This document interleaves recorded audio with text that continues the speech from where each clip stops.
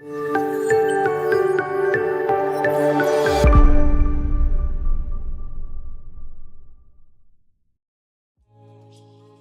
up, guys? Welcome to another stream. How is everyone doing? 27 already, 27th of January, the end of the month is already here. It passed quickly. So happy Saturday to all of you. Hope you guys had a great week and a good start of the year as well. So yeah, the market has been interesting. The indices printing new highs on a regular basis. Dollar has been a bit more in the range, like FX pairs have been a bit more in the range, maybe except the yen. The yen has been maybe a bit more trending. Hey Sarav, welcome in. How are you doing today? Yeah, so interesting. We have been, in terms of news, it has been quite busy, and it's going to continue to be next week as well. We started to have interest rate decisions in several countries. We started with Japan, then Canada, in the Eurozone as well. And next week we are going to continue finally the FOMC, so the first Fed meeting of the year on Wednesday. And then we are going to have also Bank of England on Thursday. And because it's already start of the new month, we are going to have all that labor market data being announced as well, finishing on Friday with the non-farm payroll. So yeah, expect more volatility next week. Aside from that, on the equity side, we still have also the earnings, and it's going to be the big tech announcing. This week we had a little bit of Netflix, which beat the expectations from the market. Tesla, it was the opposite. It's another earning report that Tesla disappoints, so kind of the price actually gaps down quite aggressively. Yeah, IBM is about to break new highs. So again, volatility all around, and we have the indices continuing to create new highs. Well, the S&P, NASDAQ didn't really manage to break the new highs at the end of the week, but we'll see. And Dow as well, moving higher. All right. So in terms of the news, in terms of the central bankers decision, what we had and what we are anticipating, and what market is pricing in, is definitely to remain everything the same this time around. Okay, so no hikes, that's for sure. That's kind of out of the table. And the question, of course, is when it's going to be the first rate cut. That was basically the questions that it was the first question that the journalist asked Christine Lagarde on Thursday, and most likely is going to be the first question also on Wednesday that someone's going to ask the Fed Chair Powell, when is going to be the first rate cut. They may push back a little bit. For example, Christine Lagarde mentioned that that conversation of rate cuts hasn't really been on top of the table during the ECB's meetings. Nevertheless, the market is expecting to be kind of April or May. Not really sure when it's going to be the meeting in there, but around that period when maybe we're going to have the first rate cut, maybe in the Eurozone, and it's going to be more pressure also for the Fed to see when it's going to happen. But yes, the question is when it's going to happen, maybe in what conditions is the Fed looking at the reports to look at to give the confirmation that it's going to start with the rate cuts. Then how aggressively is going to happen, like, which then starts to lay the path to until the end of the year how many rate cuts we're going to have, and how much interest rate and where the interest rate is going to be by the end of the year. If we actually pay attention in here, which is basically where the what kind of the demonstration of what the market is pricing in. We have seen, or we have been within this battle in here on the 29th of March. Okay, so we are going to have this one on Wednesday, the 31st of January. Then the second one is going to be on 20th of March. And we are going to start paying attention to to see, again, the market has been pressing in this one. As you can see, 1 week ago or 1 month ago, this number has been always around 60s, 70%, 60%, the odds for the rate cut. And this last week, actually, it adjusted. Okay, so it's kind of, since last week has been below 50, where the higher probability now is actually for the rates to stay the same, still in March, and maybe then in May, we finally have the first rate cut. Okay, so basically they are delaying one meeting in this case, and just in May to be the first rate cut. We'll see. We had yesterday also PCE, which came out kind of as expected at this point, if not mistaken, is at 2.9% on a yearly basis, which is kind of following the path towards to the 2% target that the Fed is looking at, and basically all central bankers are looking for that inflation to go towards those 2%. That's the target that everyone is looking at, and at this point it's kind of following normally that trajectory. There may be a little bit of concerns, and that's actually a question that someone also asked Christine Lagarde in terms of any problems maybe with what's going on in the Middle East, in the Red Sea canal, kind of forcing now these supplies to go in a longer distance, kind of avoiding to follow that route, since it has been kind of again, the issues that has been going on in that sense. If that's going to be eventually a reflection into the final prices that's going to pass to the consumers, and then therefore increase of inflation. Right? Again, she did cover that, or she did answer to that question as well. Of course, maybe are starting to see costs slightly increasing, and that can be a little bit of a problem in the medium short term. In terms of inflation, especially if the situation is not solved, or is not going to find a conclusion in the meantime. Like if this lasts, that's going to be maybe a problem in there.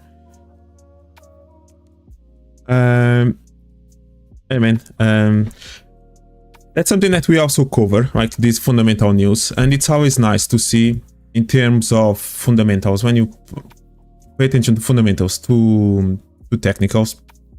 I'm 100% of kind of a price action trader. Okay, so I do make my decisions based on price action, and what I look at the charts. That's 100% the way I look at it and the way I want to trade it. However, I found that it's important also to understand what's the narrative that the market is looking at.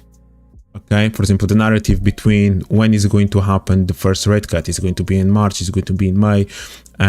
For example, what's the number one news or report that the market is paying attention to? As everyone knows, in 2022 it was it was the CPI, like it was inflation, that was the biggest catalyst, and based on that we could expect maybe a new momentum or new cycle for the next month, until eventually we had another CPI report.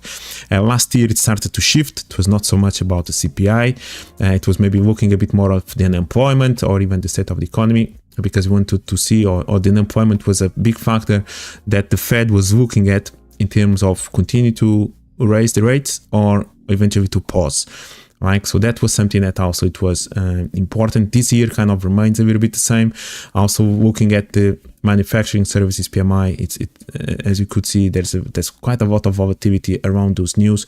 It's important to pay attention to the state of the economy with this rate high, with this high rates that we have at this moment, and also to indicate if the Fed is going to, or the market's anticipating the Fed to rate the cuts earlier or not. And that can create a little bit of bullishness or kind of momentum to see maybe what to expect with the dollar and so on, which can help eventually with some direction of what you're looking for. Then translating everything into the charts, and then try to pay attention where the momentum is, and if there is momentum, if it's not, and it goes a little bit with that, right? Like it's hard to explain like how much percentage this affects or not exactly my decision making. It's kind of a full combination of everything. With, yes, my main focus is still price action, what I see on the charts, but it's important to be aware of it. okay, to understand exactly what may be. For example, oil finally starting to move to the upside, like we start to see the economy has been better than expected. The stimulus in China as well, helping the commodity sectors also to increase. But at the same time, if you look actually at the chart of oil, you see that price has been respecting every single demand, is starting to break new highs, right? So that's actually something that has been happening maybe a couple of weeks ago, even before maybe this new reports that actually show that the economy actually is performing better than expected. Like, again, I still find that price action still gives me the information even before maybe the news actually comes out. And yeah, so again, but it's a combination of both factors. Yeah, that's kind of a bit of how I look at it. Do you pay any attention to the news? Like, do you follow anything or not? Which we just maybe try to see if there's a big news event and maybe be careful with the volatility in there, but then you couldn't care less about the results, about the outcome, and then whatever numbers is in there. Do you pay attention to it sort of or not?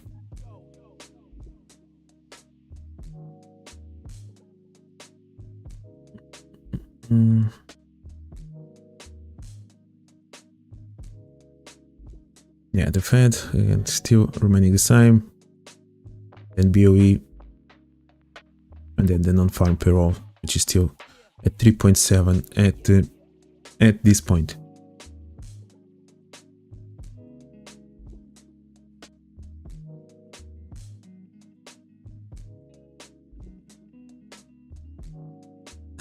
So that's how you're looking at it. You're more concerned about the PA and the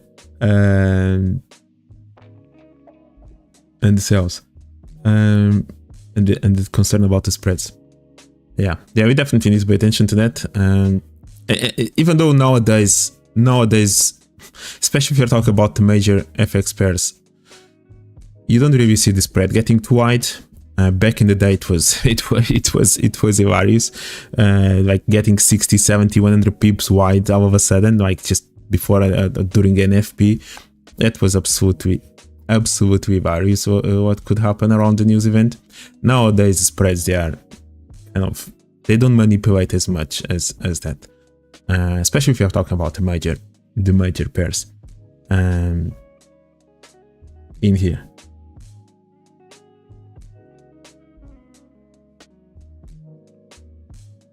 Have you any issues with the prop firms and the spread during the news?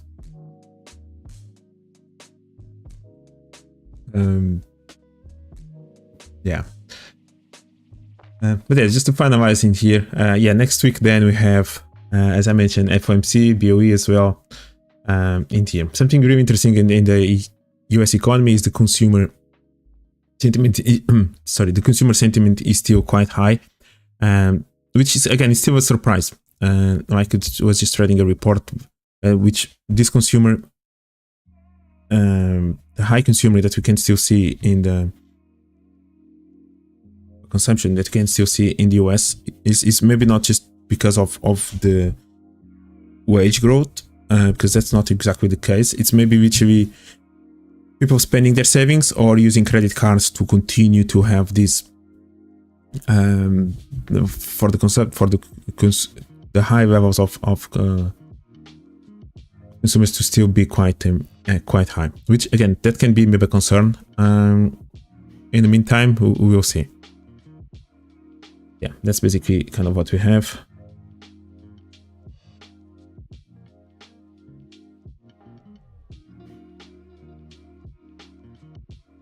So holding sales with prop firms is too bad. Yeah.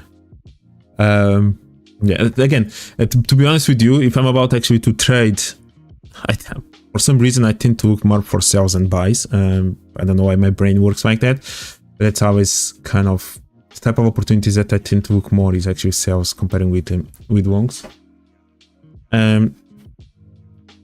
So for example, yeah, that especially in the news, just remember a few of the last big news events that I tried to trade.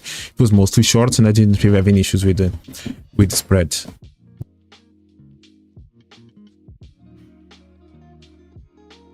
But yeah, this is always, again, that point that you mentioned is important. It's important to notice that between the bid and the ask, like, and when you have that spread widening, you can easily get stopped out without price even getting closer to your entry level. Like, and that's kind of a bit annoying when you are actually then reviewing the trade. You see that on the chart you didn't even see the candle touching your stop loss, but because of the spread, you actually got stopped out, and then price, then maybe price just went into the direction that you wanted. But yeah, that's trading. Like, unfortunately, that's trading, and it's kind of one of the tricky situations that you need to deal with in here. All right, dollar index. What do we have, right? So where were we last week? We were here, right? So this is exactly kind of what we were looking for.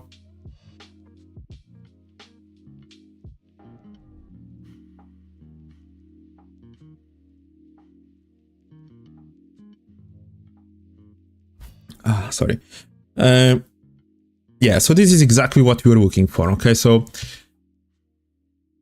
looking at the dollar index and the euro dollar, we noticed that the dollar index had already reacted from the base of a zone. Okay, so we're considering this level in here, and this level has already been touched, but the extreme, or kind of the supply itself hasn't really, it was still fresh. Okay, so last week the supply was still fresh, and there was kind of a probability that price could still make this final attempt to the upside, to at least touch or to react from that supply, and then perhaps moving down.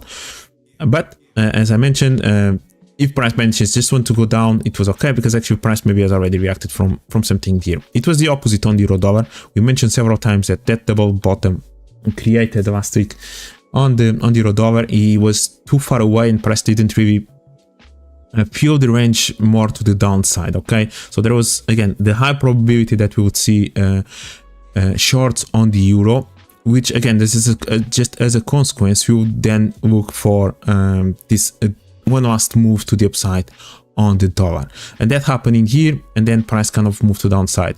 And then we will see on the euro dollar that initially when this high was created in here on dollar index, there was a low created on euro dollar, but even that low, it still didn't really react properly from the level. It started to react a little bit already within the structure, okay, but didn't really react from the level. So there was still even the possibility of another leg down, and that was during DCB on the euro dollar. And what we mentioned on the dollar index is that there is no need for the dollar index to create new highs.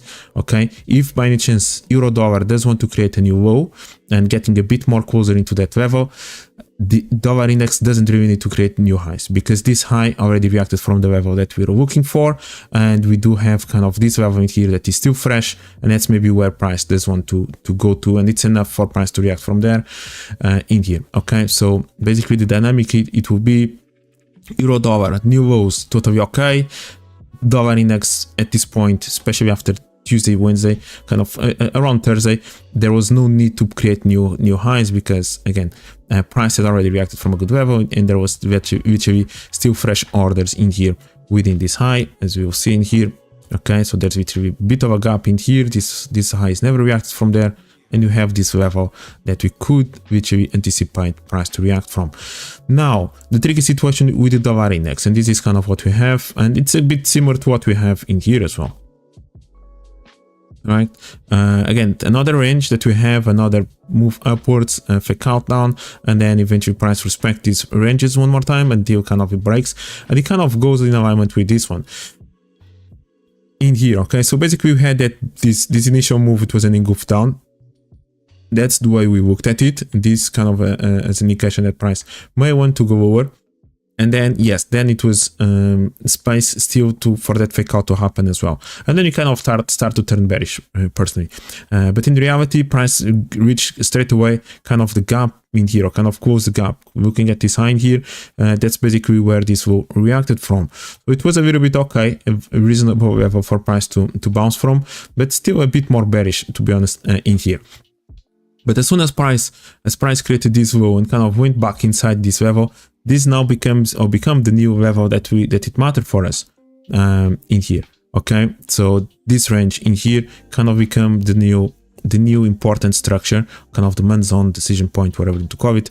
That would matter to see if price, by any chance, wanted to resume the move to downside. Kind of this level needs to be broken, okay? Kind of this level in here kind of needs to be broken, and then price could eventually resume the move to downside. If this level continues to remain and being respected, then the expectation may be to actually move higher from here, okay? And this is exactly the way dollar index reacted during the ECB press conference. Price just continued to bounce from this level, not breaking it, and then eventually managed to go higher in here, while the euro dollar actually was moving to the downside, was making a bigger move to the downside comparing with what the dollar index was making in here. Again, then eventually reach a target, which kind of then we're looking for price to get there, and from here again moving down. So again, we are stuck within this range one more time. Personally, if I was about to look for kind of trading here, again, this is maybe where I wanted to be looking for shorts. That's maybe where I would have tried to do so, but being aware that again, before maybe price resumes this move down, initially kind of this level needs to be broken, and now kind of this level still needed to be broken, and price, surprisingly or not, actually has been or continues to respect those levels, which makes it in a tricky situation in here. Okay, so again, we need to move away from here. We need to see one of these levels to be broken before kind of now making another decision. And that's a little bit of the ranges that we talked about last week. The extremes of trading, the extremes of the levels, and now eventually one of these extremes needs to be broken to start opening space to go to the next one, and then the new dynamic surges or starts to happen. At this point, price is stuck within this level, so yeah, personally, again, I would like the idea maybe of seeing this dollar index maybe moving a bit more to the downside. However, and as I mentioned also the other day, we do have kind of this break of highs already from here, okay? So actually that can lead to move higher even, and eventually this is the range, this is maybe the new level that we may be looking for. Instead of just pausing in here, price can actually start moving higher and maybe getting closer to here. So that's why I still haven't really just turned 100% bearish in here. Again, these highs are a bit of a problem or a concern, and apparently price keeps respecting the structure in there, which is again interesting.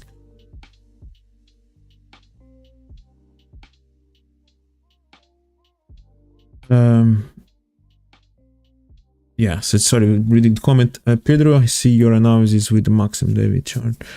It means my bias was wrong because of daily analysis, because the price wanted to try to reach the weekly.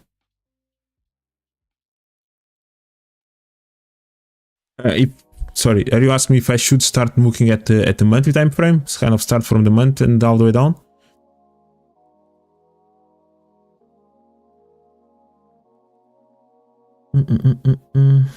Press want to try to reach the weekly target. Your bias towards a higher time frame target. Yeah, I have my overall view in the bigger picture of where maybe price is. Then I don't really need to, on a daily basis or weekly basis, to continue to always go from top bottom. Like that's kind of check, and then kind of this is the range now that we are trading in here. So I don't really need to, especially when I see that for a week price hasn't really moved that much, I don't really need to go always back to check the monthly. But as a starter, if for example, if you ask me to analyze a chart and it's completely empty and it's the first time I'm looking at it, definitely that the first thing I'm going to be looking at is the higher time frame. For example, this week I think someone asked me to look at the IBM, right? So I had no analysis on IBM. I have no idea what to look at on IBM, and that's basically where I started, right? As you can see, this is actually where I started. In here, I started with the higher time frame analysis. I started to look at levels, and then I start to go into here, right? And again, the question was if you're looking for price to eventually get closer to the highs. And yes, we mentioned that everything was compressed all the way, and this is maybe a little bit of a fresh level in here that maybe price could still go to. If I was expecting price to just explode like that, no, but there was a high probability that price would just continue to move upwards because everything was compressed. But as I again, just to give the example, yes, I would start from everything. But that's when when it's the first time I'm looking at it. Then I can just carry on, and maybe the daily may be enough. Daily 4 hour, that depends. Like if you zoom out too much, even the 4 hour looks like a weekly or a daily chart. Yeah. So yeah, that's kind of to answer the question. Like always, like if it is a new chart that you're looking at, yeah, start with where price is in the bigger picture. And bigger picture is whatever data you have available to look for. So yeah, dollar index. Again, it's going to be interesting. Next week, more volatility, and then we'll see. We'll see what's going to happen, and if the dollar eventually starts moving to the upside. Yeah, if we break above this level without really reaching anything in particular, and then if all of a sudden we start turning to the downside, maybe this can eventually be seen as an engulf upwards, and there's maybe still something somewhere in here that price can still even fake out and then resume the move upwards. Who knows? Or we can even go all the way down, maybe fake out this below, and then kind of somewhere in there, like so that can be an interesting scenario. But looking at this range, we are at the extreme of this range.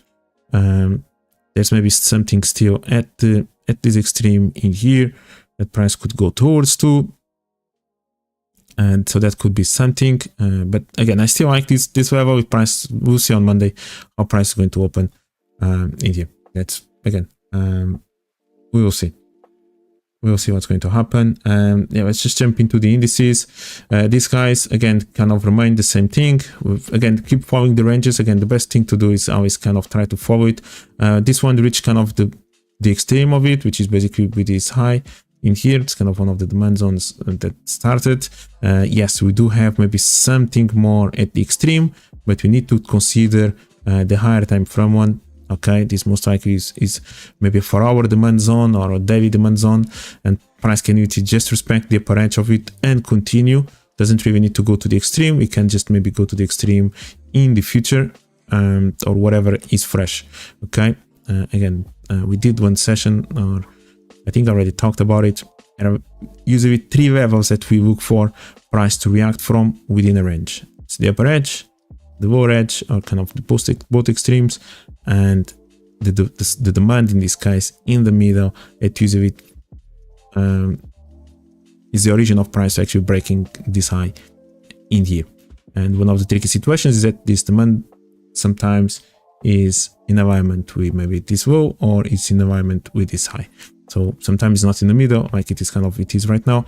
Sometimes it's closer to one or the other. And what you need to do is, as price is evolving, you need to see if this level is still fresh, yes or no, and if this level also is fresh after price breaks it, yes or no, and where actually then kind of where that is. And yeah, if you find those 3 levels, that's a good level to expect price react from within that zone. So S&P, again, just continue. You can maybe again expand this level in here. Yeah, eventually could fake out that low, could get closer to here, can even fake out that level. Eventually on S&P, I'm expecting price to come back to retest at least this previous high, okay, the previous all-time high. It hasn't really got closer to that zone. So eventually we can have one of those retracements, and then price could just resume the move to the upside. My arrows are just terrible, man. Okay, yeah, maybe better. Yeah. So yeah, that's a little bit of what to look in here. Yeah, 1 second. Let's have a double top on the weekly scale. Price faked lower.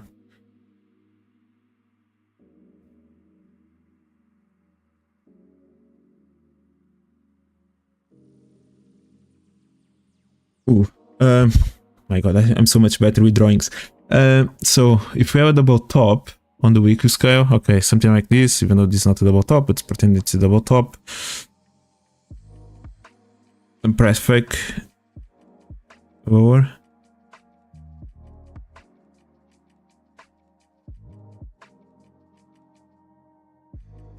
So you're saying that we may have, let me just try to draw it. So you kind of have a double, Jesus, you may have a double top in here, and maybe price still breaks this wall, yeah?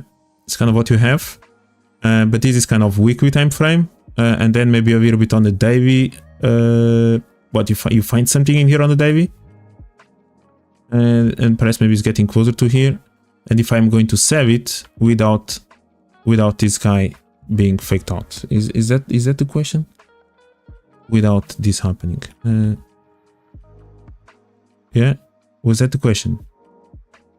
I hope so. Yeah, right. Yeah, I could trade it especially if it is a weekly time frame. I could trade it, but I will definitely be aware of the possibility of this happening, and I would need some kind of liquidity trap, kind of whatever name you want to call it, to happen around here. Right? I would need let's pretend on the double top, okay? Maybe price didn't reach kind of the extreme and kind of created a double top maybe in here or kind of something in there, and it's in here, and now you want to trade this kind of extreme in here. Like, so as price is coming back, especially if it starts to show weakness, maybe I could trade that. Like, I could trade something in here to push down, and maybe the target will be just something in here before price actually aims again to finally fake out that. Okay, so yeah, again, in this case, in this scenario, I would try to trade it. But bigger picture, again, maybe with the target at this point, maybe it wouldn't be all the way down. Okay, but again, we kind of get this fake out, so we already kind of maybe have indication price wants to go down. But maybe the final target wouldn't be all the way, because maybe price still wanted to do kind of, I would still be super wary of price wanted to, especially if it is a clean double top, there's a really high probability that price does want to take it. Even if it is a couple of pips, or it may be, there's a really high probability that price wants to take it. NOS kind of on the bigger picture on the left, on the lower time frame, maybe what you think is a double top, maybe this guy already actually fake out something in here, and this is maybe not kind of a double top, but maybe already KM zone, because this one already kind of fake out that one. So this one in here is actually a reaction to this left shoulder, and maybe creates a bit more of a likelihood of maybe this level holding without fake out. All right, but it's literally just like a queen double top without anything like this on the left side. There's literally a high probability that you're going to have fake out. And then I need something in here on the way price is moving down in here. I need definitely that space to occur. Yeah, so again, that's the different dynamics sometimes of what to look for in here. And sometimes, literally with the double top situation, when literally, again, we get so much information by looking at how price is moving away from here. Okay, if our price is moving away, you're going to get so much information about it. If for example, is there a fresh level that was left behind in here? Yes or no? Right? Did price actually on the way down came all the way up to retest this level? Okay, on the 15-minute time frame, on 30-minute time frame, whatever time frame, but on the lower time frame, did price actually kind of spiked up to react from that level and then move down? Or is the level still literally fresh and price kind of left a little bit of a zone there that was never reacted from? Okay, so that will be one of those to pay attention, just similar to the VAR index in that case. Like, pay attention to those details, and you're going to be able to see them.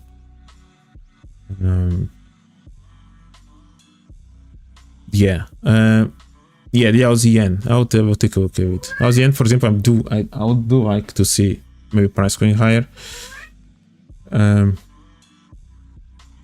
Yeah, we'll see. That again, but that's a really good question. That's a really good question.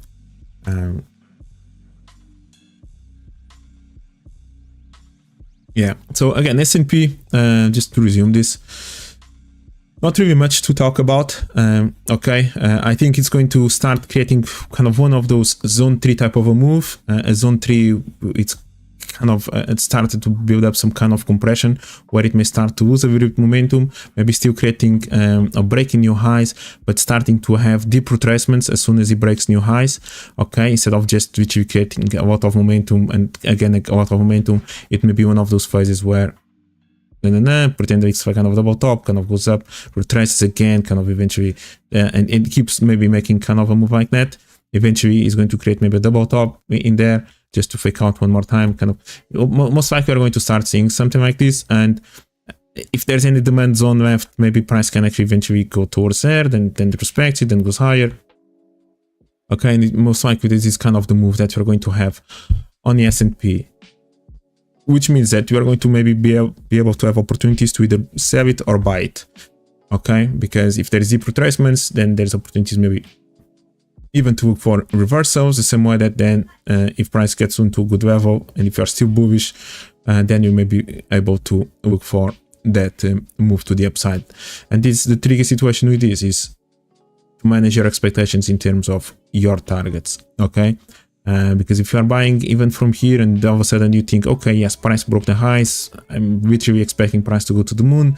Maybe price actually just wants to have, again, another deep retracement and may get really close to your entry level, or even maybe slightly fake out your entry level if there's something below and go higher, right? And you're going to miss out on all this profit that you, in theory, you are making, but then all of a sudden, price just comes all the way back. So again, it's one of those to start. Yeah, it's important to manage your expectations at this point in terms of your targets in here, or to manage the trade. NASDAQ, yeah, it's still within this range. Again, there's maybe a little bit of a gap just to retest the previous all-time high. In here, eventually, if you break below that level, we can maybe go into this range, so no surprise if that happens, and maybe even retest this trend line as well, then continue, which maybe goes a little bit into this level. So again, you do have a double top in here, which again it can look nice to eventually fake out. So let it start to looks like it's holding to turn, and eventually you may have it. And next week again, it's going to have, I'm not really sure, I haven't really seen which companies are going to announce their earnings, but it's the big tech starting to do it. So again, can be a good catalyst to look for something like that. This one is the Dow initially kind of looking a bit to a sell opportunity after the break of that low. Price respected perfectly the supply, created kind of a new low. Doesn't really mean anything to me, this low. Personally, eventually, I'm still looking for price to maybe continue to move further down. But again, this is what you have when you have all-time highs in here, and maybe there was a little bit of some structure around this level. The tendency may still again to challenge a new highs and collect liquidity, and then eventually we'll see. Okay, it's just one to keep an eye on. Eventually, you can have a good turn also on the Dow in here, and then DAX is literally also getting really close to create new all-time highs. Okay, we had that turn, kind of reacted from that level. I think eventually this can create a really interesting sell opportunity, but I wouldn't mind whatsoever to see price actually taking or faking out these highs in here. From that reaction that it was still fresh, this was the target. Again, the retest of this level.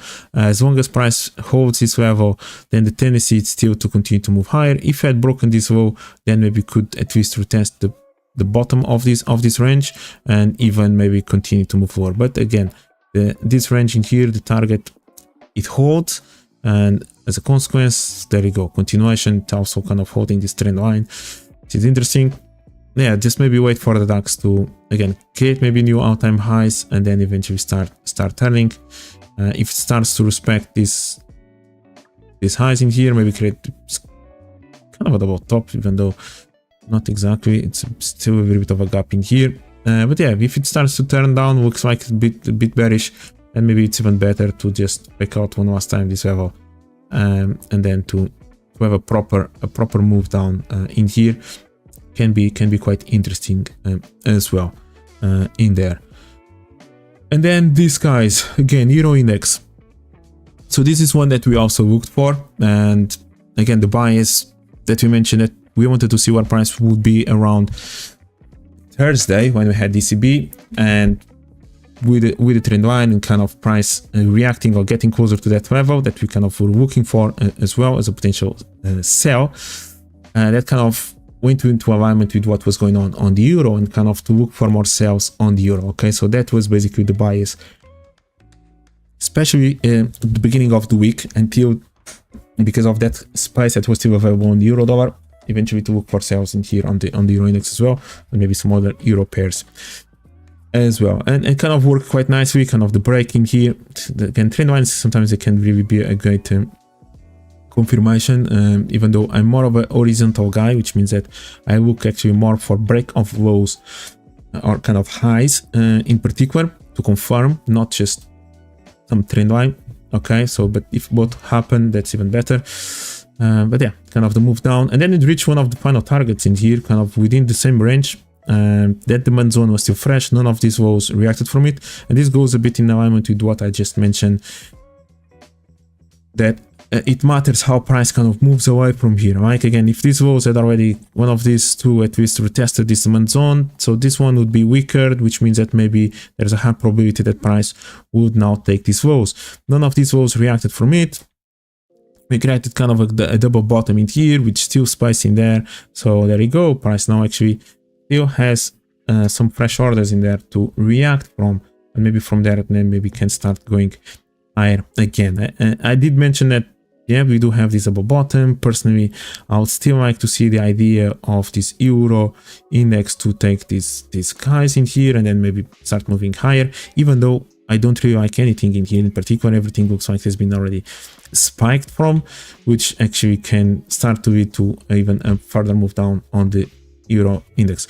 Again, we'll see. We are within this range, so again, and this is again the extremes. This could have been a great opportunity to look for a sell. Price show out the weakness, price turn, and you have a clear kind of maybe target to look for. There you go. That's it. Target reached. Wait and see. Personally, I would much rather trade kind of the short from here to here, then maybe look for another long to here to here.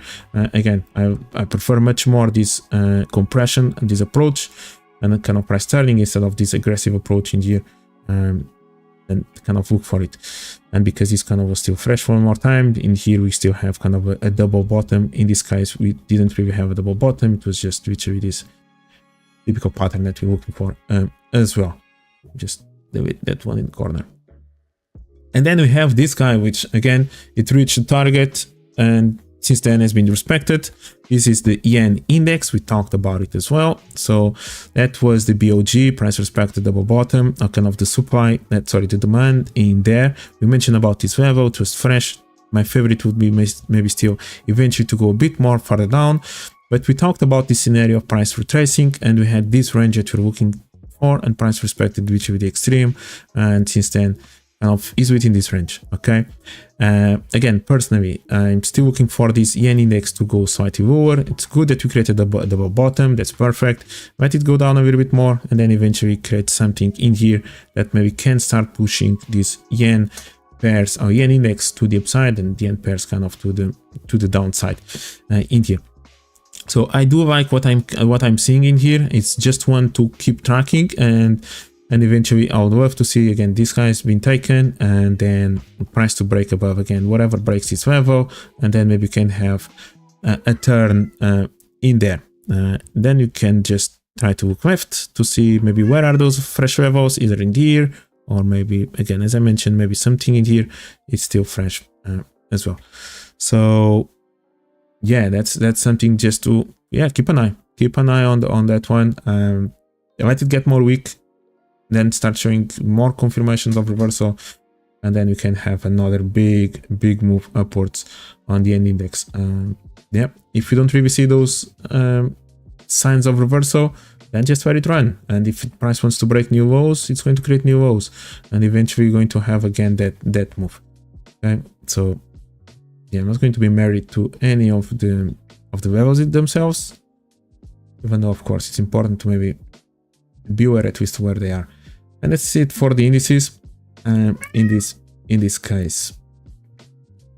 All right, so moving along, what do we have? Individual currency pairs. All right, euro dollar, here we are.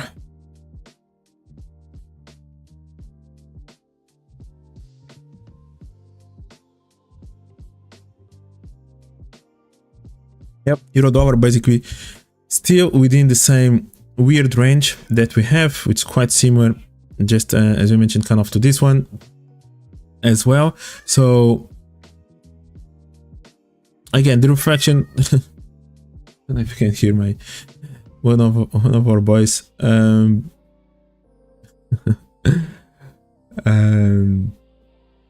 Yeah, they walked in the room with me. All right. Yeah. Yeah, they need to be here. Yeah, muffin and cookie. All right, so yeah, comparing with euro dollar, right? So we started knowing that this was, as I mentioned before, they didn't really reach the kind of the final gap in here. So again, looking for shorts. Price reacted really nicely from that level. We had to move down, but even this low, it kind of paused a bit in the middle without really maybe getting closer to maybe the demand zone. But at least was touching this level, at least. And then another move higher, and then eventually, again, this level in here, it was nice for that short during the ECB press conference, and this is where the difference happened. Right, this is where the situation that I mentioned with euro dollar still making a new low and the dollar index not making a new highs, and that's basically where the difference happened. Again, the euro dollar again didn't really reacted from the base of this level from that high. Maybe on the tick charts, maybe there's something in there, maybe some decision point that was created in here and price went higher. Maybe that's why price paused in there. Yeah, I'll need to maybe to check the tick charts to pay attention to that level. But again, this is kind of the range. Okay, again, personally, I kind of would like the scenario of seeing the dollar index maybe moving down, but the euro, again, not the biggest fan of what's going on in here. This level kind of still okay. We still respected kind of something in here. Yeah, it's tricky. It is tricky. Higher time frame. If the euro actually wants to go all the way down, again, I do like this level, and I can maybe see this level kind of as an engulf down, eventually for price to get closer to this level. So bigger picture, that's a bit more of where I'm looking. Yeah, kind of more biased towards too, but yeah, but I would still like, for example, maybe price to get closer to that level, or at least maybe to, I don't know, fake out something in here before that big move down. Yeah, I mean, it's just too much range in here. There's opportunities, again, there's opportunities to trade sometimes around this level. Again, you decide where do you want to spend your energy and trading. If it is something in the middle, if it is extremes, like you decide where you want to spend your energy and capital when trading. So yeah, this is one of those that the same thing with the dollar index. Not really sure. Totally okay if price just want to respect this and go higher. Totally fine if price just wants to respect again this level, it goes down. Totally fine with it as well. If price mention starts to making a big turn in here and getting closer to this level, then that's where I'm going to start looking at. Okay, price eventually to fill out its compression, start maybe getting closer to here or eventually to there. Yeah, so again, that's maybe, yeah, this one is going to be with time. As price keeps evolving, I'll create new bias in here. Now that price got really close to this level, yes, it's much better where it was last week. That's definitely, yeah, that's true. But just a bit less bearish, just because price now it's okay in here than last week. Last week I was literally still looking for price to eventually close this gap. So yeah, that's what we have on the euro. I'm not really sure. The pound, just again, it's another one where lower time frame, maybe like to see price eventually getting closer to this level. Higher time frame, what we have is that I'm not the biggest fan of where price stopped in here, therefore I wouldn't mind to see price going actually higher first before maybe making that move down, which maybe could be from here or could go even be from slightly higher level in there. So that's what we have. Again, compression, kind of retest. This price still wants to go even in here. It can totally still go above this highs, maybe respect something at this level and maybe move down after that. So again, it's a complete mess at this point. Maybe with the Bank of England on Thursday or even before that, we can have some directional move in here. Okay, so that's maybe something to look for. And then we have Euro Pound. Again, this is now getting even closer. Okay, so we have been following this Euro Pound, and eventually I believe there's going to be a good opportunity to look for a long. Now we reacted from a good level in here, so we already figured out that one. The other level I still like is this one somewhere in here. That can also kind of originate a good potential potential sell. Okay, Muffin. Yeah.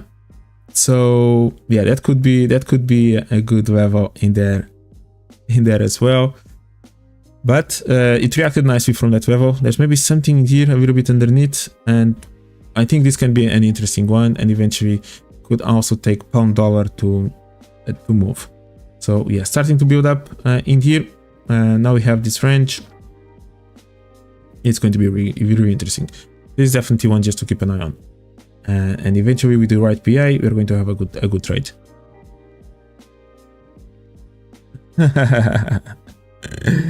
Yeah. Now I have two of them. Muffin is kind of the new addition since summer. But he's much more talkative than Cookie. Cookie has been with us for 3 years now. Yeah, Cookie is much more silent. Yeah, Cookie would make a great trader. Actually, cats have some characteristics that, yeah, there are some good lessons that we can learn from them in terms of patience, discipline, and know when to strike, which would mean for us maybe when to execute the trades, being patient enough. Yeah, it's just yeah, many things. It's just super clever. Yeah, so yeah, that's kind of what we have on Euro Pound, which again, it's going to be an interesting one.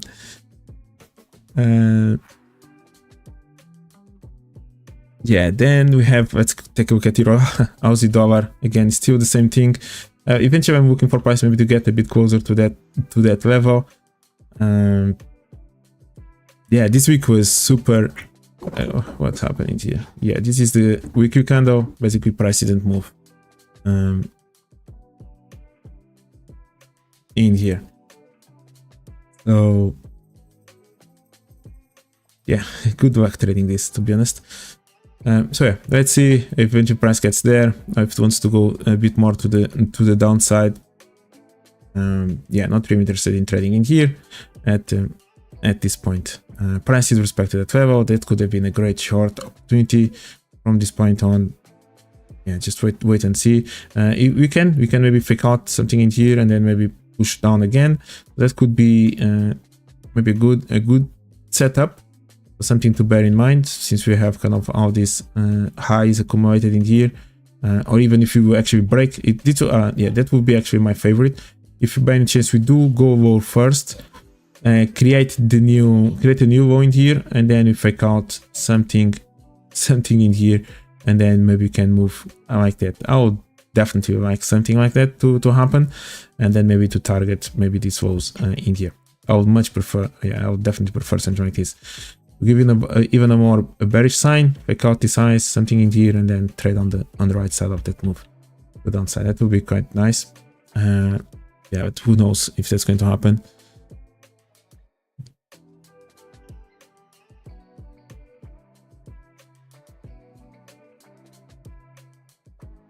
Yeah, I recently released patience, and the discipline is only that matters. Yeah, man. Indeed. Yeah, Euro Aussie is, yeah, kind of the same. Again, that move down, it was with the ECB, but it's still around the same structure. So not really much to talk about this Neither. Pound Aussie, kind of the same. We kind of broke the high. We're reacted from that level, now reacted from this, and it's still the same. So basically, if you guys try to trade the Aussie pairs this week, that have been a bit messy, because price didn't really move. So you can look at the weekly candle. That's kind of what we had. Yeah, this is kind of the daily. Yeah, up and down, up and down, up and down, and yeah, not really interested in trading this in particular. Again, higher time frame. I would still like to see the idea of this EURUSD moving higher, so it respected perfectly kind of this level in here. You cannot fake out this level now, and there's maybe a bit more room to the upside with respect to this demand zone. I wouldn't mind to see, and kind of that's kind of where my bias is still a bit more to the upside. And then we have what else? Okay, the yen pairs, and there you go. Let's take a look at your yen, Aussie yen. All right, so you gave the example before about Aussie yen, right? And we talked about this double top, right? So we have this double top. Mike, is that the one that you're talking about?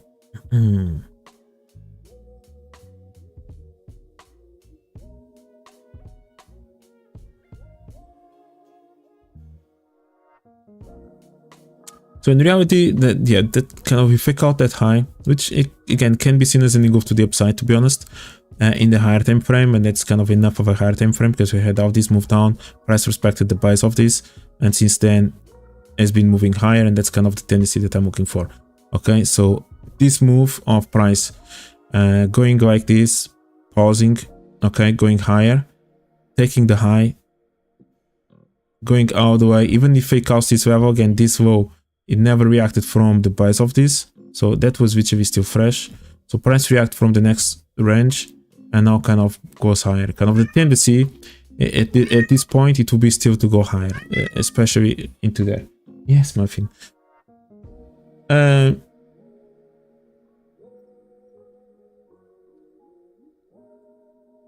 Yeah, so the tendency to still be to continue to go higher. Personally, in the higher time frame. Okay. In here, and that's a little bit more of what I'm looking for. Meanwhile, we did have this level in here, and kind of we created even another double top with it in there. And this is a little bit of what I mentioned. Like when you do have that double top, for example, if that high never happened, this one in here, okay, and for example, we have, let's actually look in what time frame. Okay, so we have this. We have this, we have this, and we have this high. Okay, and let's pretend that this high didn't happen. Okay, so let's make this red. Okay, this never happened in here. The price actually just came here. Imagine that price actually then went down and it stopped in here. Okay, now we have actually maybe a double top just created underneath this level in here. Okay, so yes, if that's the scenario, maybe I would still consider something in there to look for in the future. Okay, but that's not the scenario because that level has already been reacted from. Okay, literally the origin of this move has already been reacted from this level. This high never went there, this high went there, and that's it. And that's basically it. And not even just this high. We then moved down, we fake out, we kind of broke the low, and this high one more time already took the orders from here. So again, if this happened, then maybe still something in here could be a reasonable level. But one more time, price already made the deep retest, took the orders, and it continued to do the same.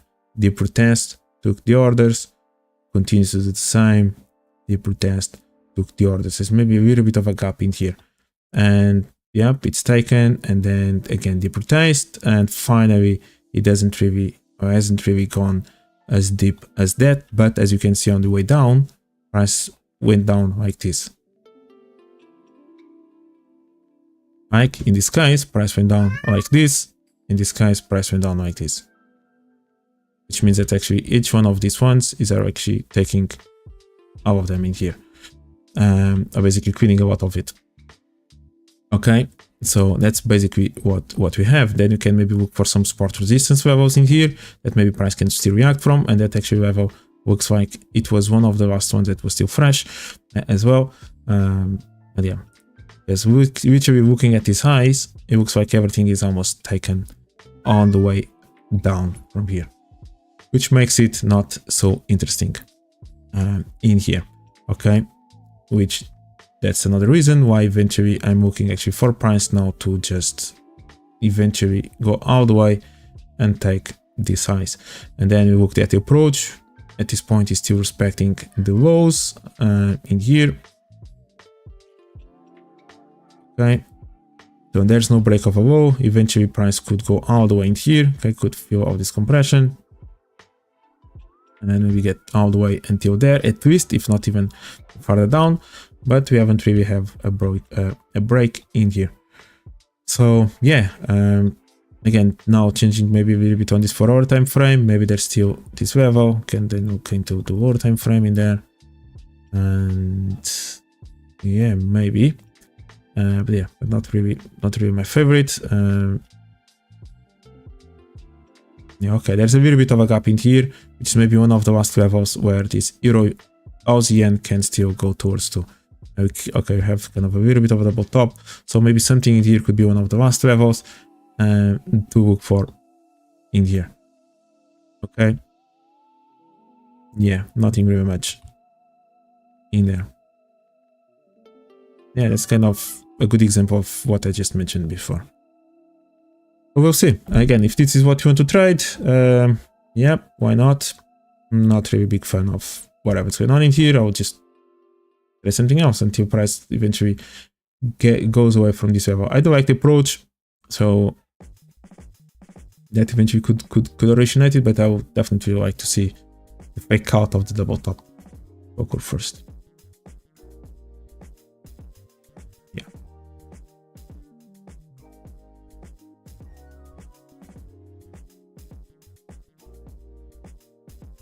No spice. Yeah, no spice, no trade.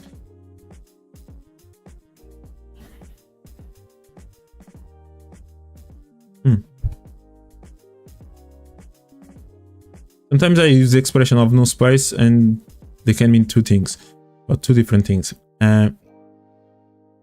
So I'm not sure if you're asking when I'll talk about these highs being respected, which basically maybe no spice means no fresh orders behind, or if it is actually the no spice of price maybe breaking and kind of opening the door for a target, and that's kind of the spice that I want to feel. It's kind of one or the other. Ah, damn it. I have no idea. Oh my god. Yeah, I don't remember. No spice, no trade. Yeah, it can be like, again, it's going to be one of the two scenarios. It's either because you maybe you haven't really created any goof down, which means hasn't really opened the spice to go down. Therefore, I don't have a target. I don't want to look for a trade, or or price doesn't.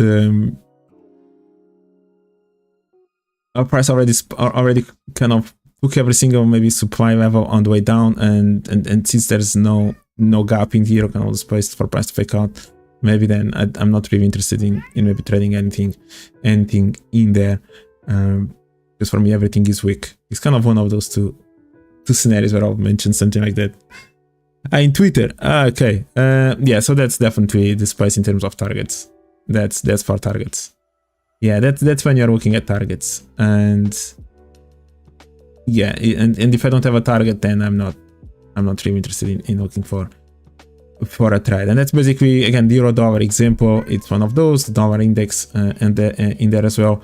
Like, I do have a target in here, kind of feels, I see the spice that price still wanted to go fill, therefore you can look for a short. If I start seeing that price is respecting the both of the extremes, therefore I don't really see any spice available at that point, therefore I'm not really going to be involved in there on yeah, because for me, both levels that I'm interested, price has been respected both of them. Therefore, I'm not really interested in trading them until a new space, a new door is open. Yeah, basically PAC. Yes. Like I have some analogies. Sometimes I use kind of think about when you're in your own home and you're about to open one door. Kind of maybe you are in your room, you open the door to go maybe to the living room or to the kitchen, whatever.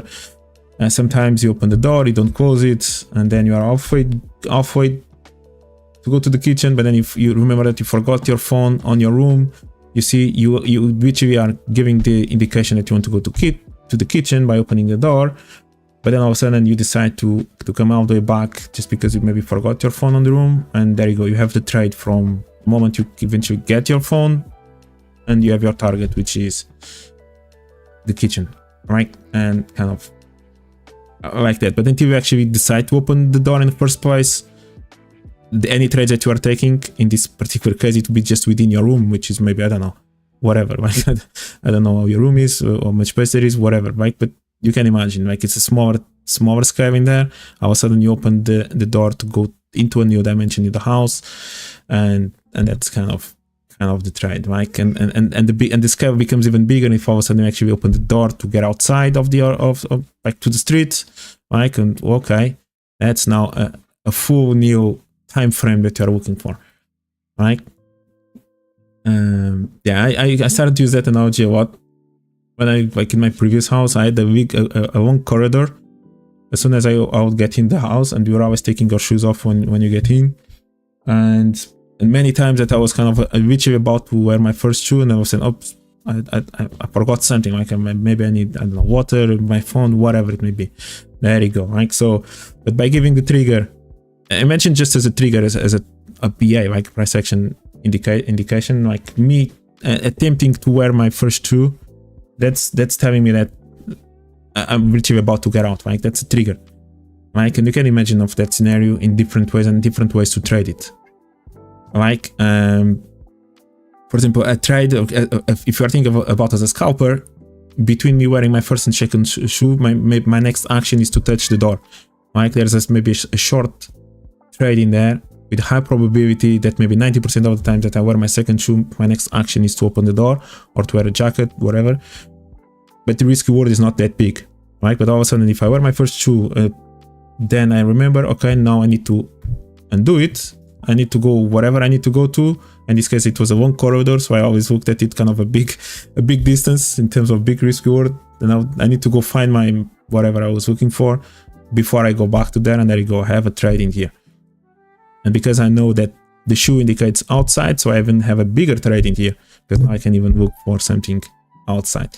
Like, and this is again the dynamic of scales, and just kind of if you use this analogy, hopefully it makes sense. It makes sense to me. And yeah, that's kind of the dynamic, and that's pattern recognition. Basically, it's what you are looking for. It's pattern recognition, and you can see it in everyone. Like, everyone has their own patterns on the way they do things. In here, like even morning habits, where you can wake up, go toilet, whatever, brush your teeth, wash your face, whatever you do. Kind of there is a pattern that you can start looking for. And as traders, that's a lot of the work that we do, is pattern recognition, kind of identify where the probabilities are and the dimension of the moves are. And even if you want to be involved or not, right? In that specific move, that's even worth for you to try to be part of it.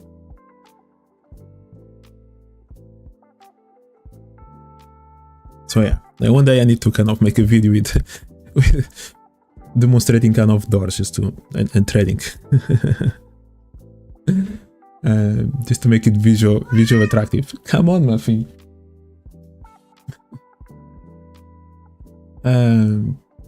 Yeah, I lost myself. I don't even know what I'm explaining now. Yeah, the end, the dollar yen.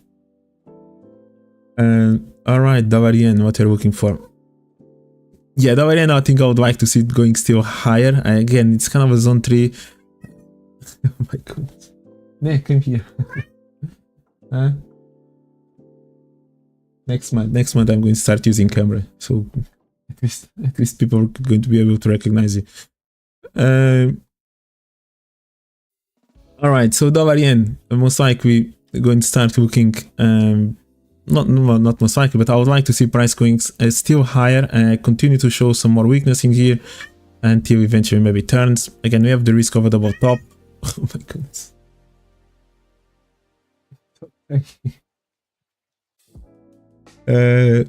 All right. Yeah, the double top is a problem or concern, but I would like to see price maybe getting closer to this 150, and then we'll see. We do have this level in here. I'm not really sure if there's anything in here that still matters. We do have this level. Okay, so this is the base of that created this high, so that can be something to pay attention to. That can maybe originate a little bit of a move. So yeah, we'll see. We'll see this.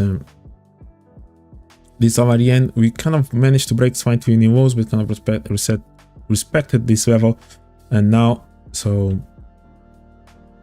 Yeah, we'll see. We'll see how does that play out in here.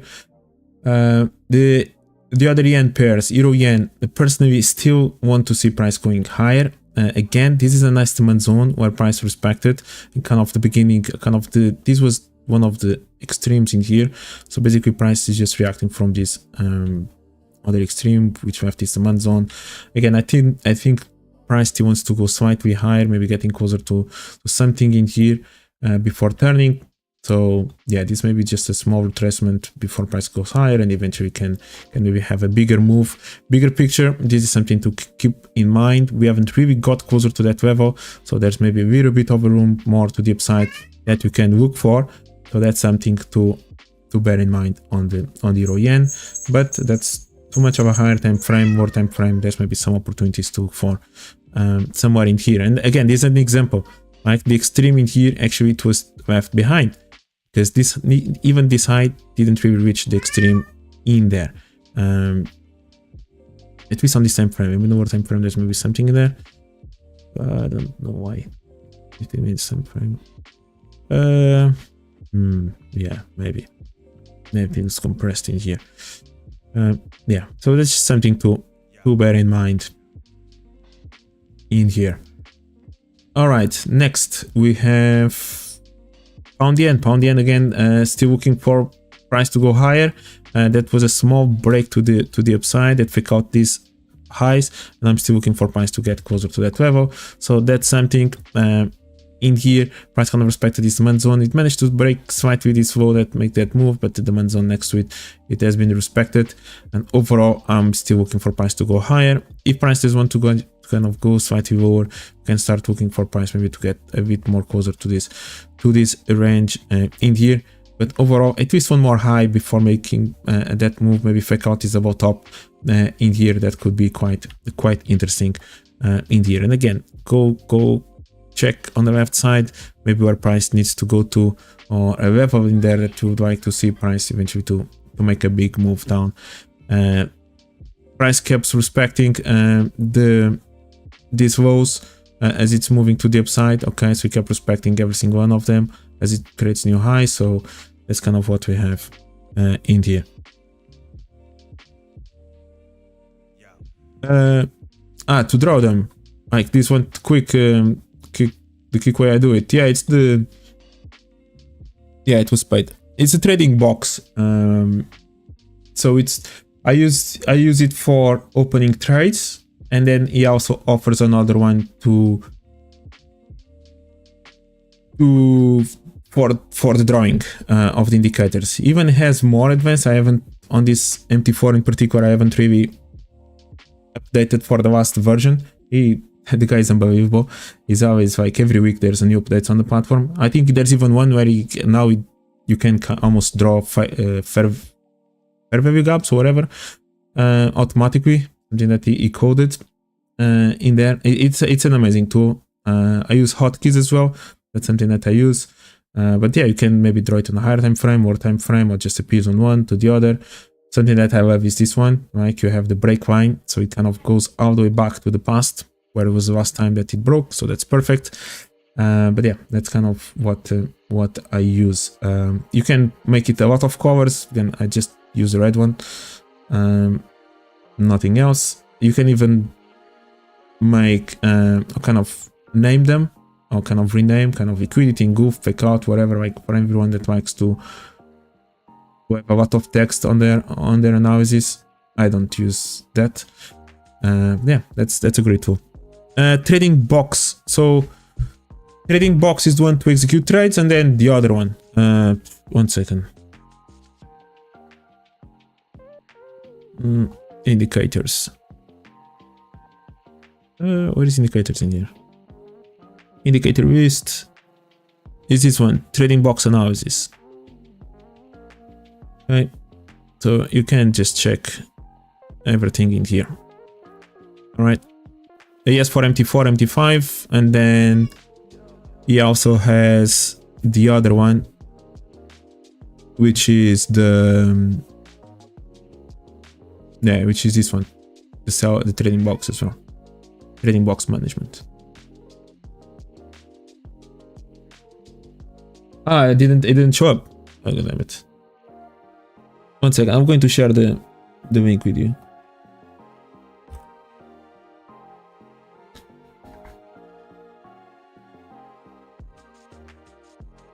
Where is the stream?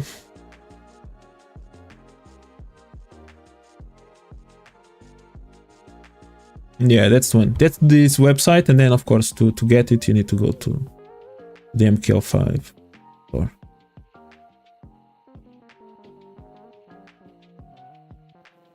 yeah. To execute trades, it's amazing. Like to execute trades, it's really good. Because you can define, maybe one day I make a video, you can define pre-setups, like you can almost automatize a little bit the system, like for the trade only be executed if price, for example, breaks the line, breaks below the line or something like that. So yeah, it's quite good.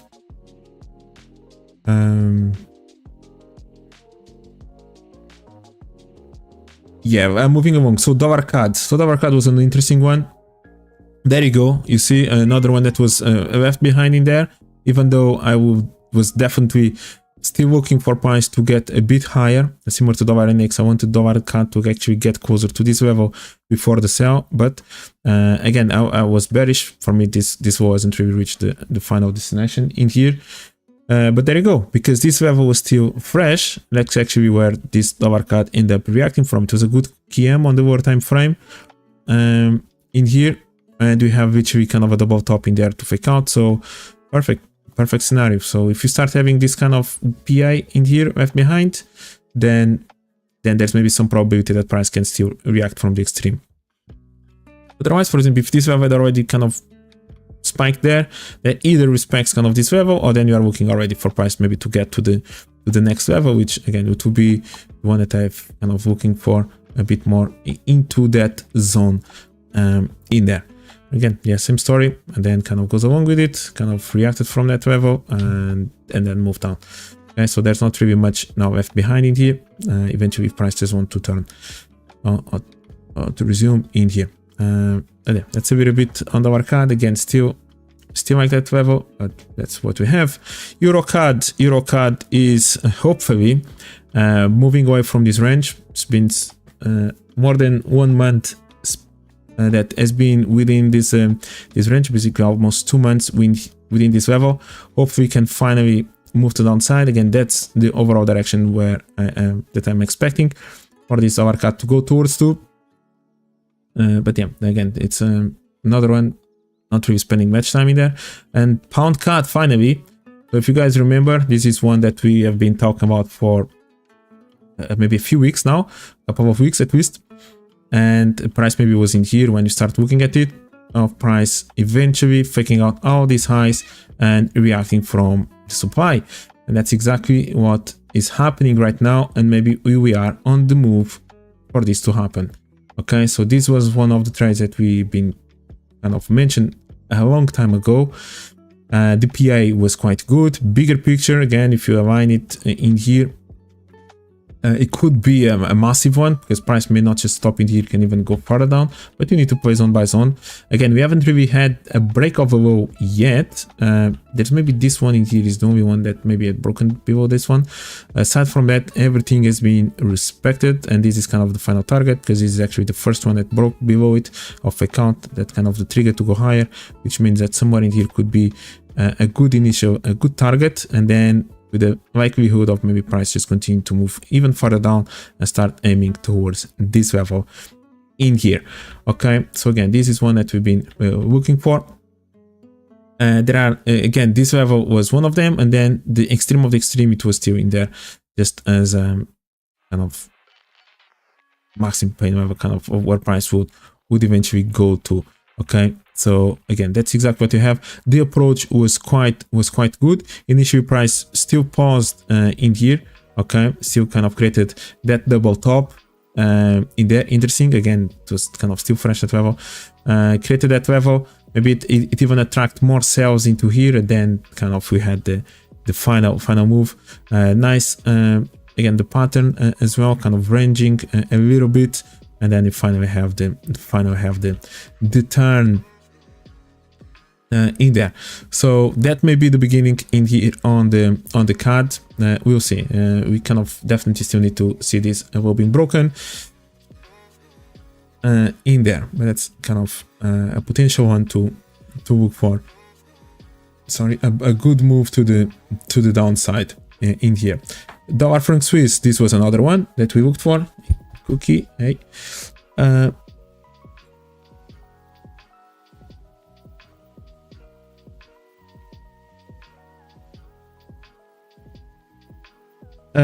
the MT5, I'm not really sure, to be honest. I've never really used, I used maybe MT5 1 or 2 times, but in terms of the analysis, I always spend time on the MT4. But I think you have that option as well. You mean this one, that you can use the break line? I think you can still use that thing in here. I can just zoom in here. Like you can still use it. I think on the MT5 as well. I think that option is there. Yeah, to use this break line in here. Now dollar. Yeah, MT4 maybe. Who knows? To be honest with you, recently just the True Forex funds just had a lot of issues this week with MT5, and MT4 is working. Like some of the guys that are trading with MT5 with them, they couldn't just execute trades. Like there was a big issues with the MT5, and MT4 carry on working. So I didn't have any issues, but they had. Apparently, I think they are trying to implement C-Trader in there. Who knows? Who knows? In there. Again, they are not that different. It's just small things in here. All right. So dollar franc Swiss. This is one that we kind of looked for as well. It has been many days in a row being bullish, and we're looking for those sells. And the pattern start to occur, start break the lows, and the reaction from the highs. Now, personally, I think last week I mentioned I was looking for price to get slightly higher, but indeed this level in here was still fresh, and price started to turn, kind of just similar to dollar index. It looks like it was a good opportunity to look for sales, and maybe this dollar franc Swiss can still go a bit more to the downside, more towards that level. But it was another one that with patience we can start anticipating these turns. Okay, it's another one that has been bullish for many days in a row. It's another one that is getting closer to any kind of this range, and it's another one that starts to show weakness as price is moving higher. It's another one that creates a range. It's another one that makes a break of a low. It's another one that has still space to go slightly higher, and the turn happens. Okay, and that's again literally the types of opportunities that I'm going to be looking much more this year. Being patient enough. Wait for price to literally feel exhausted, and then I'm just striking, kind of just attacking when almost there's no more buyers or sellers kind of to fight me in that moment. And the reversal patterns, they are quite similar, and the weakness that you could see, that you can see, it's kind of visible as well. Again, similar to dollar CAD as well, similar to dollar index as price was moving higher, and many others in here. So yeah, then there is several ways that you can start trading after this happens on this right side of the V, kind of, let's just call it like that. Many different ways that you can start trading this move. Yeah, maybe a bit more to the downside again. Just one last thing is that again, this will kind of can still fake out into there. Yeah, that's the one. Gold kind of keep holding. Again, bigger picture, still kind of a bit bearish in here. We can maybe respect this level one more time and push price a bit more to the downside. Price which respected kind of the extreme in there. If price by any chance gold wants to go here, yeah, that can be a possibility. Maybe from here can continue to move down, or then kind of the other extremes at the highs. Definitely for now, kind of this is another one that we are looking for. Bigger picture again, as I mentioned, this level kind of paused a bit in the middle of nothing, kind of 2000 mark. Okay, can be a round number, but bigger picture, I'm looking for price to go a bit more to the downside in here, and after that we'll see. Okay. And oil, there you go, right? So as we mentioned in the beginning, when connecting fundamentals with the price action, again, oil has been respecting. Again, we have been bearish all the way, started to look for bullish moves when price reacted from or reached finally the target, which again, this is the full range that we have been looking for, and price finally reached the target, and we start to look for longs. Now, the way price moved away from here, we cannot control that. Like, is it just a straight line? Is it going to spend many days, hours, weeks arranging before maybe starting to gain momentum and go higher? Okay, so it's quite similar to what happened here as well. Spend a lot of time before creating momentum to go higher. But what we mentioned was in regards to these demand zones. Okay, so again, kept respecting the demands, and then in here hasn't really broken any low. This was a good continuation after taking the highs, and now it's just retested the previous high in here, and there's a continuation, and now it's getting closer to the target that kind of the original kind of the initial target that we look for. This was kind of a good move upwards in here, and there you go. I wouldn't be surprised if by any chance now again price can still react from here eventually, but could go slightly higher and aim to this level, and then eventually start opening the door for a move to the upside on oil. Okay, and if by any chance this is an accumulation phase, that can lead to a really big move.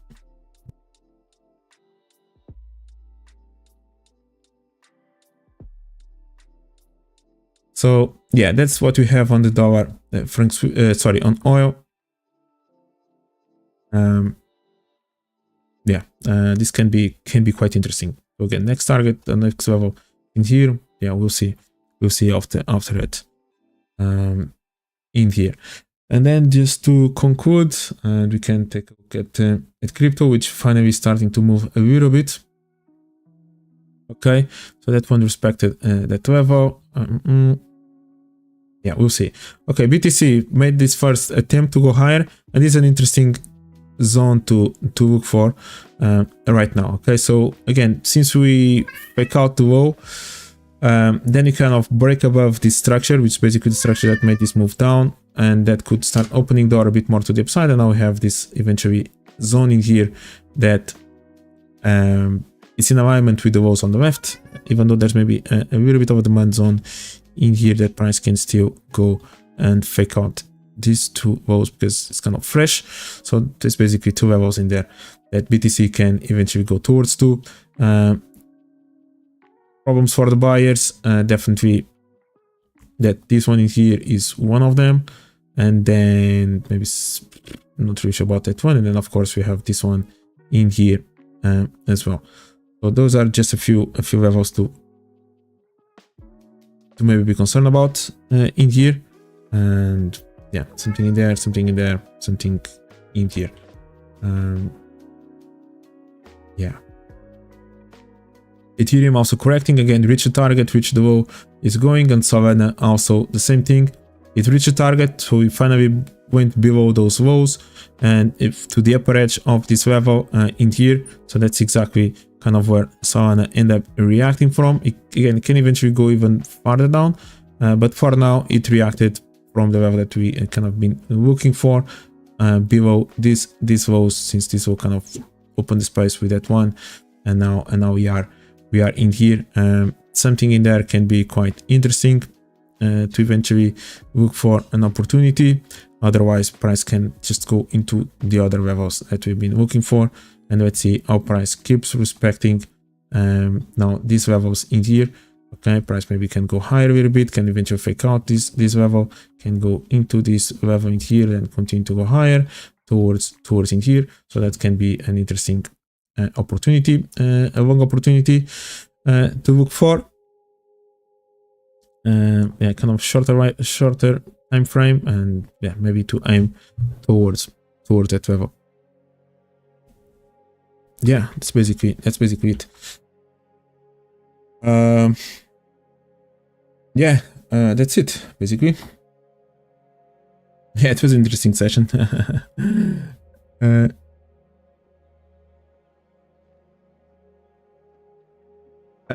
Yeah, for the drawing I'm using Epic Pen. I think that's the name. Yeah, Epic Pen. So yeah, I think you can see it. It's on the chart now. It's this one. I think they actually changed it. When I got it a couple of years ago, it was really cheap, and I think you could just get it with one-time payment forever. I think they now do it kind of as a membership on a monthly basis or yearly basis. I'm not really sure how does it work, but yeah, it's this one.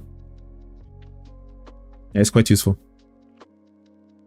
Yeah, this is paid 100%, but when I got it was a one-time payment, like $15 or $20, I don't know, and I had it forever. But now I think they do it in a monthly basis, or like as a membership, monthly fee. I think you can have it for free, but it's literally just one thing, or maybe you can just draw it. You cannot do rectangles or any shapes or whatever.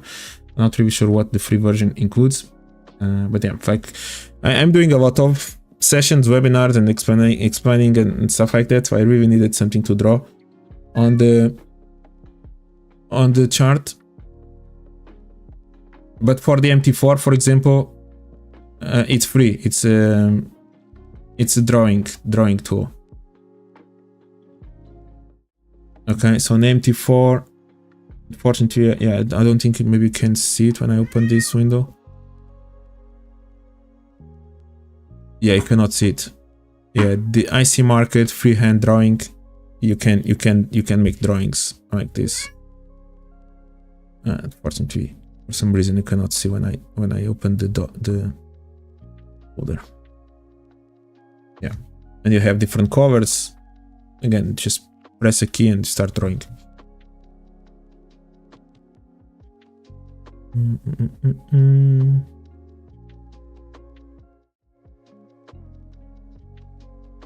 Yeah. Yeah, I presume the free is not enough. Yeah. Yeah. All right. Yeah, looking ahead, again, there are maybe some opportunities. Pound cut, for example, maybe that can be the beginning of that short opportunity. So maybe looking for shorts in there can be interesting. Euro pound is going to be definitely one to keep an eye on if turns, and maybe that can create some momentum also on the pound dollar. Finally, to move away from that range. Dollar also quite interesting to see if benchmark is going to go higher first, or it's going to keep respecting these highs and start moving to the downside from here. The indices is just playing it around, not really big bias on big targets at this point. But there's maybe some opportunities to look for as price continues to create kind of these double, triple tops. Eventually there can be some interesting moves, and the compression starts to be more intensified in there.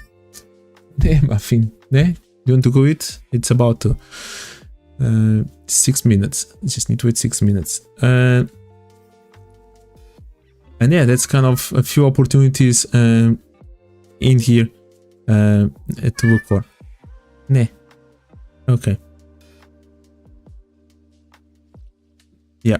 All right. So I'm going to. Yeah, it's going to be hard for me to stream the next 2 weeks. I'm in the process of moving home, so yeah, it's going to be a bit tricky for the next 10 days or so. And then I'm going to start providing much more much more content, even during the week with short videos and so on.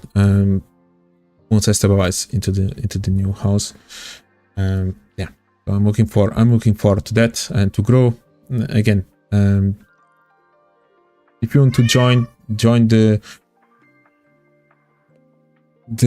community as well, so that's something that's new. Eventually I'm going to be sharing more about it as well to announce it. But yeah, it's ready for people to join. Again, it's much more focused not just in trading but on journaling and performance. That's the content of what we cover, or kind of the main focus of the work we do with the traders. It's much more focused on journaling and process-oriented tasks and performance metrics, and yeah, that's the that we do. How many pairs do I focus? Like again, I basically followed these pairs that I covered during this session, and then there's going to be some that are really going to pay attention to when they are in a good level. For example, it's almost as a selective process of kind of eliminating. Start by eliminating all of them, the ones that I don't like. For example, like the Aussie pairs last week. Zero interest in looking at them.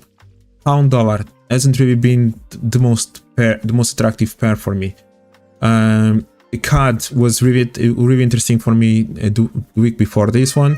Dollar franc Swiss this week was really interesting for me, so it's something that I paid attention. Euro dollar, until we kind of finally had that move down and around ECB, was a pair that I also paid attention. Euro pound is just something that I'm following, like literally, it's just something that I keep my eyes on in there. Indices, again, with the situation now with all-time highs, it's a bit tricky, but I'm going to start paying attention to potential moves as it starts to create kind of maybe liquidity at the highs. So yeah, again, it depends. I try to focus maximum maybe 3 per day if I really want to intraday. If I really want to trade them intraday. Yeah, if I want to open kind of a few trades on specific pairs, maybe I stick with 3. But as I mentioned, I'm kind of looking more for slightly higher time frames. Let's just call it 1 hour, around 1 hour. Kind of what pound CAD originated, what dollar franc Swiss originated, what dollar CAD provided last week. Like it's more of those assets, kind of opportunities that I'm more looking for in here. Yeah, around 3. And usually they're going to be kind of in alignment as well. Okay, it's something that I'm looking and looking at the correlation between them at the same time with something else. Like imagine that is a specific yen pair that I'm looking for. Maybe I'm looking at the yen index and I'm anticipating the yen index maybe to get to a good level of supply or demand, whatever it may be, and I want to use that confluence to trade whatever yen pair I'm looking for. Okay, so I tend always to have some kind of confluence on the levels that I'm trading, because if something is isolated, reacting from a specific zone, maybe just a small reaction without really being a big reaction. Otherwise, there should be some kind of correlation in alignment with something else.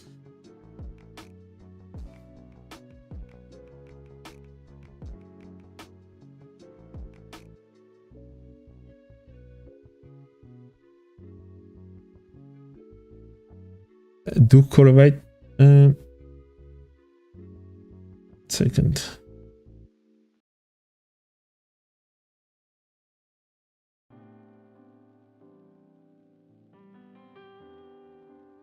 Do correlation really works?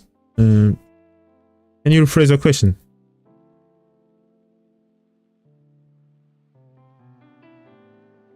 It is not just same things.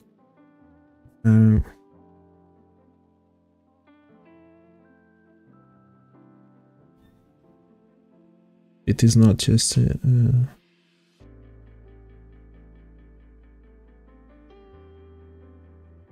Are you asking if correlation really works or?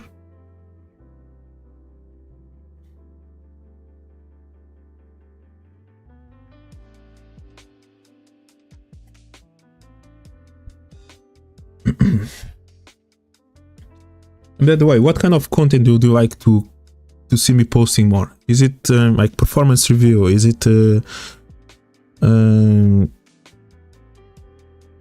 just no normal chat about what maybe it takes to succeed in his? Is accountability? Is it more chart analysis? Is it yeah, what kind of content? Trade review? Is it I don't know. Yeah, DXY EURUSD. Yeah, definitely.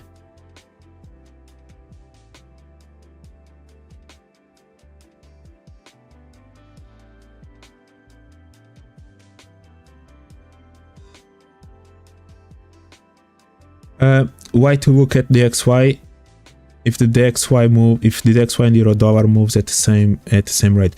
That's the situation. Like when you're looking at the correlation or kind of correlated assets,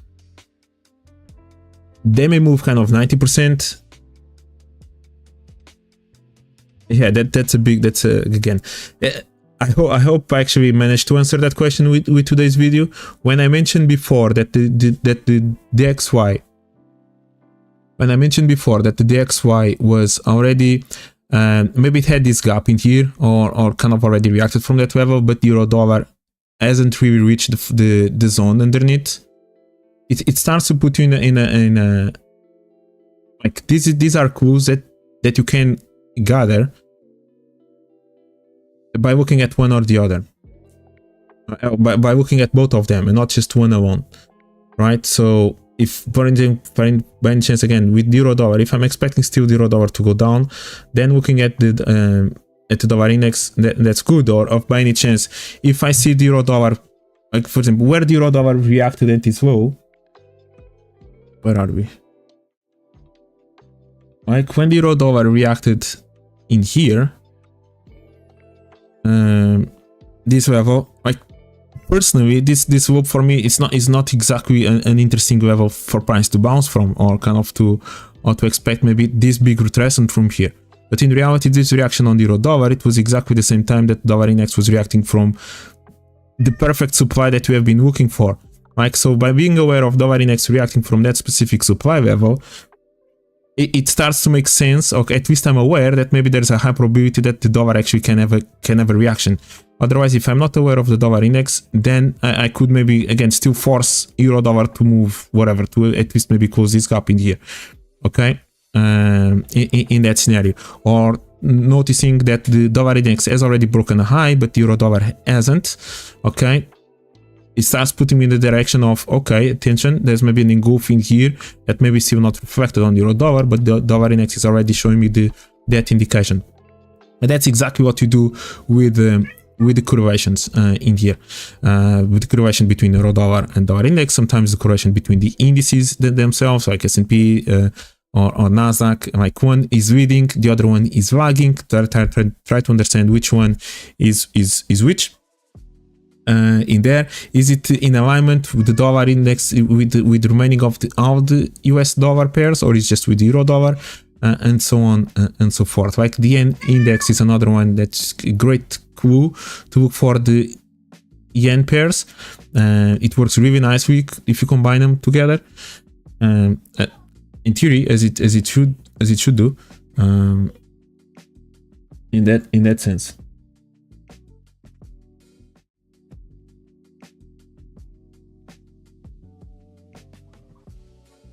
Yeah, if the euro dollar is at a good level but dollar index is not, yes, I would still trade it, but I would be aware of it, right?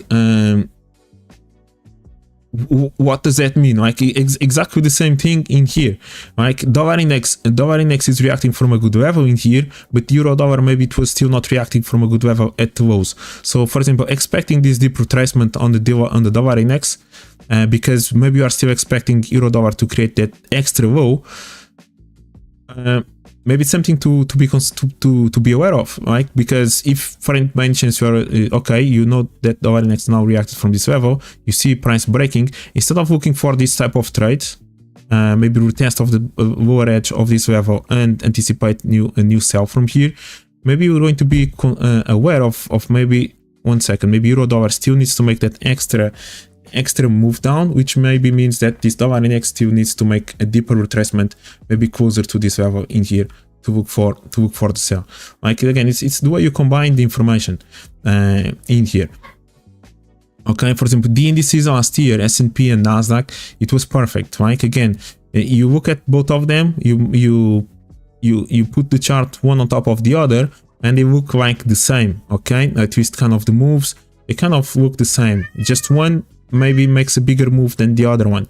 There was literally a great information in here on when to expect the reversal. For example, the move in here in August 2022, before this move down, NASDAQ, if I'm not mistaken, has been leading all this move upwards comparing with the S&P. S&P was lagging a little bit, if not mistaken, until finally NASDAQ or S&P kind of connected in there. Or the same thing in here, kind of in July last year, S&P was lagging, it was leading, S&P was lagging, and eventually S&P managed to kind of catch up with the NASDAQ before actually we have the turn, both of them turn together at around the same time. Okay, or actually, yeah, maybe at the opposite. S&P still made one extra high, when NASDAQ didn't really make any extra high in there. Okay, yeah, this is the 27, this is 19, exactly that. So NASDAQ was already reacting from it, and S&P wasn't. Okay, so again, expecting an extra high on S&P, it was kind of something to anticipate, while NASDAQ was already reacting from a good level, so no extra high, and price could start dropping by respecting that level. Again, you get so much information. Honestly, you get so much information when you actually know how to use that. Again, it just helps with your edge. It gives more confirmation, it gives more confidence also on taking trades, and you skip maybe some less quality trades along the way, which again maybe avoid to have some losses in there. And yeah, that's just, yeah, because eventually again the market is so dynamic, but it works all in alignment as well. And if you only see one reacting from a good level but not the other one, something is off. Okay, just by something being off, you can still maybe trade it, but maybe your expectation of the target is going to be different immediately. Maybe not expecting a home run, just maybe, okay, as soon as price gets maybe just to the next level, I'm out. There's maybe high probability the price still wants to go one extra leg against me or something like that. Yeah.